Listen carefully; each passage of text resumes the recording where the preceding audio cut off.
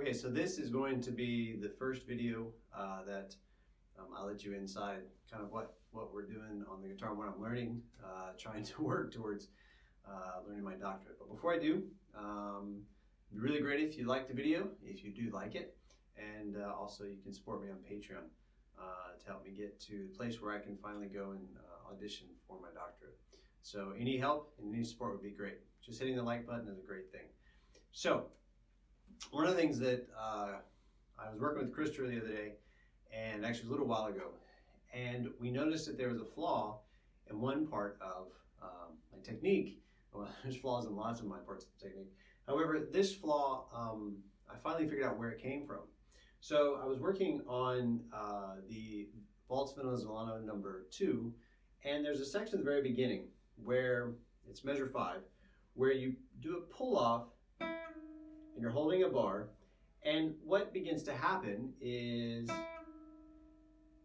you have to then go to this note. Okay, so you're going from the E down to the D sharp and then down to the D natural and you're coming back up. And what we noticed as I was trying to execute this in the lesson was that I was doing this. See that? And really couldn't figure out why this finger was so connected to this finger. And so I'll show you what I've been working on in order to try to correct that. But about a week and a half, 2 weeks later after the lesson, it actually hit me that when I was in undergrad, I was doing pull-offs, and in order to not bend the string down, I would push up with this finger to do a pull-off. And of course, I wouldn't do this kind of pull-off now ever again, but at that time, this is the kind of pull-off I was doing, where I was popping it down and resting on the next string, and this finger was pushing up in order to counterbalance the actual movement of the hand. So I think that's where this habit has come from, and I've been doing that particular habit for, I don't know, maybe 10 years. So it's a big habit that I have, that I'm sure many other people have, especially if they learned kind of the way that I learned. And it's the way the books talk about it, at least these kinds of pull-offs, but we'll get to that later, at a later date, not today. So let's talk about what I'm doing to try to work on that. So we know it's a flaw inside, and you can notice that now I can pull it down and not have this finger move so that it's ready to land, and that's the problem because of the speed of the piece. So I've been doing these exercises. They're just basic pull-off exercises. You can see them in the Shear books. You can see them in Berg's books. There's many different ones, the Campanelle books and so forth. So what I'm doing is I'm just doing a simple pull-off exercise with a few variations, but my whole focus here is, one, landing on the top of the string, meaning this side of the string, to get a good sound, and trying to keep these fingers nice and quiet. And it's slow work, but it's trying to really focus on keeping these guys from popping up like this. Okay, so.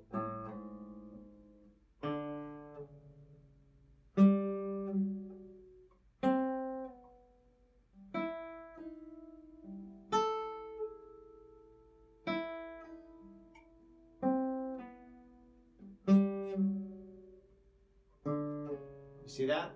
All right, that's what I don't want. I need these guys to be really relaxed. There it is.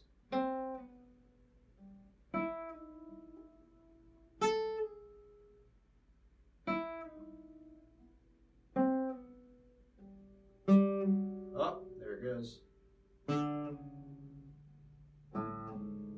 And then I started doing the similar movement of the off and on. So pull off, hammer on, and then back to it.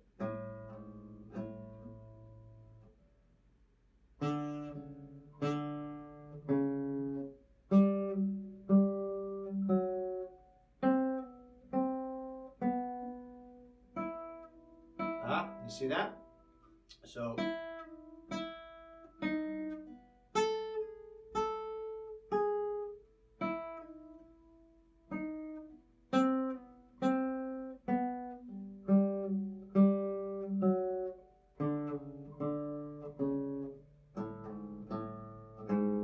And then I can do the opposite.